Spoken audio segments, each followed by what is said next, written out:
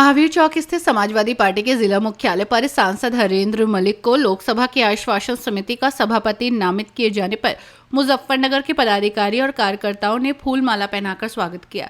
सांसद हरेंद्र मलिक ने कहा कि समाजवादी पार्टी के राष्ट्रीय अध्यक्ष अखिलेश यादव ने मुझे लोकसभा की आश्वासन समिति का अध्यक्ष नामित किया। उनकी संस्तुति पर ही मैं नामित हुआ और इसलिए उनका आभार व्यक्त करने के लिए हमारे पार्टी अध्यक्ष और सभी साथियों ने एक बैठक की है, जिससे कार्यकर्ताओं को पता लगे कि अखिलेश यादव जी आपसे क्या अपेक्षा रखते हैं, जो इतनी मजबूती दे रहे हैं और कार्यकर्ता मन लगाकर पार्टी के लिए काम करें। सांसद हरेंद्र मलिक ने कहा कि ये योग्यता मेरी नहीं, पार्टी ने मेरे ऊपर विश्वास किया है और मैं उसको 100% पूरा करने का प्रयास करूंगा। परंतु हमारे सामने चुनौती भी है। चुनौती ये है कि 2027 के विधानसभा चुनाव में बेहतर नतीजा भी देना है, जो मैं अकेले नहीं कर सकता। अब साथी मिलकर करेंगे तो वो नतीजा अच्छा आएगा और राष्ट्रीय अध्यक्ष जी ये चाहते हैं कि सभी नगर, सभी जगह, सभी लोग मिलकर चलें। सपा सांसद रामजीलाल सुमन के द्वारा राणा सांगा पर की गई विवादित टिप्पणी के सवाल पर सपा सांसद हरेंद्र मलिक ने कहा कि मैंने उनका बयान सुना नहीं है और मेरे से आप खेत की पूछो, मेरे से आप खलियान की पूछो, पार्टी की नीतियां पूछो, संविधान की पूछो तो बताऊंगा। सब स्वतंत्र हैं, वो भी बड़े नेता हैं। उन्होंने जो कहा अपनी जानकारी के आधार पर कहा होगा, उनसे पूछा जाए उन्होंने सही कहा या गलत कहा।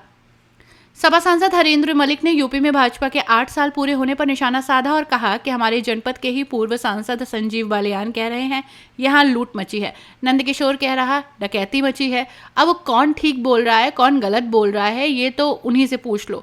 उन्होंने कहा कि 8 साल में भाजपा के नेताओं का विकास हुआ है और हम चाहते हैं कि हमारी भी संपत्ति की जांच हो और उनकी पार्टी के पदाधिकारियों की संपत्ति की जांच हो। उन्होंने आरोप लगाया कि 3-3 एकड़ के किसान आज 3-3, 4-4 हजार करोड़ के मालिक हो गए हैं।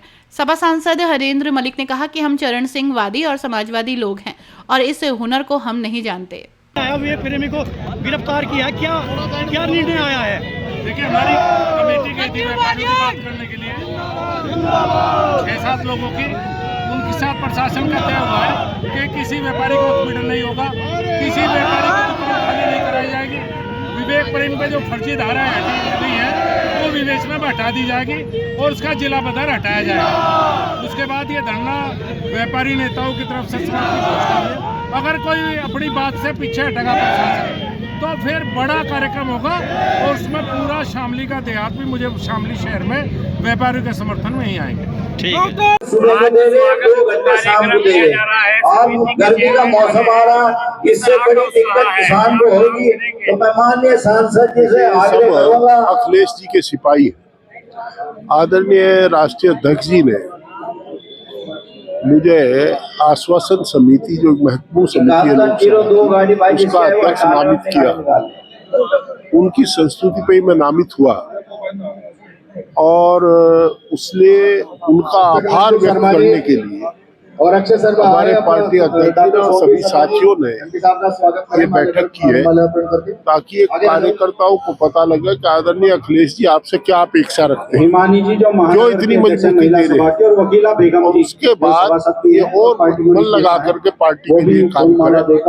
आदरणीय अध्यक्ष जी का हृदय से आभार। इसमें कोई योग्यता मेरी नहीं है, एक ही योग्यता है कि विश्वास किया मेरे ऊपर आदरणीय राष्ट्रीय अध्यक्ष जी ने और हम लोग उसका 100% पूरा करने का प्रयास करेंगे। परंतु चुनौती भी है हमारे साथ। चुनौती है कि 27 में हमें बेहतर नतीजा भी देना है, जो मैं अकेला नहीं कर सकता। सब साथी मिलकर के चलेंगे तो नतीजा अच्छा आएगा। और आदरणीय अध्यक्ष जी ये चाहते हैं कि सभी जगह सब लोग मिलकर के चलें। अच्छा, समाजवादी पार्टी के नेता ने, सांसद ने बयान दिया है राणा सांगा को लेकर, जिस पर विरोध हो रहा है लगातार। मैंने बयान सुनाना पड़ा। आपका क्या स्टैंड है? मैंने सुना ही नहीं जब बयान।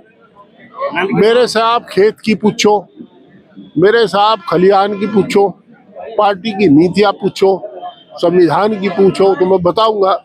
अब हर आदमी स्वतंत्र है, बड़े नेता हैं वो भी। अब उन्होंने जो कहा अपनी जानकारी के आधार पर कहा होगा, उनसे पूछा जाए उन्होंने सही कहा या गलत कहा है तो उन्हीं से पूछिएगा। राजपूत समाज के लोग अभी डीएम ऑफिस में आए तो उनका हमारी पार्टी में प्रचुर मात्रा में राजपूत समाज, मैंने कहा ना कि ये सवाल उनसे करो। हमारी पार्टी किसी समाज, किसी धर्म, किसी पंथ, किसी जाति किसी प्रकार का लिंग भेद नहीं करती, सबका सम्मान करती है, सबका साथ सबके साथ लेके यूपी चलती में है। 8 साल पूरे हुए हैं कल। ग्रोथ इंजन यूपी को भारत का बताया जा रहा है। अब यार क्या करूँ, आप ही के जनपद में माननीय पूर्व सांसद जी आदरणीय डॉक्टर संजीव बालियान कह रहे हैं कि लूट मची है यहाँ, नंद किशोर कह रहा है डकैती मची है। अब कौन ठीक बोल रहा है कौन गलत बोल रहा है उनसे पूछिए। ये तो आप आदरणीय बालियान जी से पूछिए, तो आप तो ये कह रहे हैं, योगी जी ये कह रहे हैं। वो भी स्वागत करें। क्या विकास हुआ यूपी में 8 साल जैसे? भाजपा के नेताओं का विकास हुआ। मैंने कहा हम चाहते हैं कि हमारी भी संपत्ति की जांच हो और भाजपा के भी जो पदों पर लोग रहे उनकी भी संपत्ति की जांच हो। जो 3-3 एकड़ के किसान और आज 3-3 हजार 4-4 हजार करोड़ के आदमी हो गए, ये मंत्र कहाँ है? हम लोग तो चरण सिंहवादी लोग रहे, गुलामवादी लोग रहे, हम लोग नहीं जानते इस हुनर को। जो लोग इस हुनर को जानते हैं वो देश को हुनर दे दें। इस अलमास से वो भी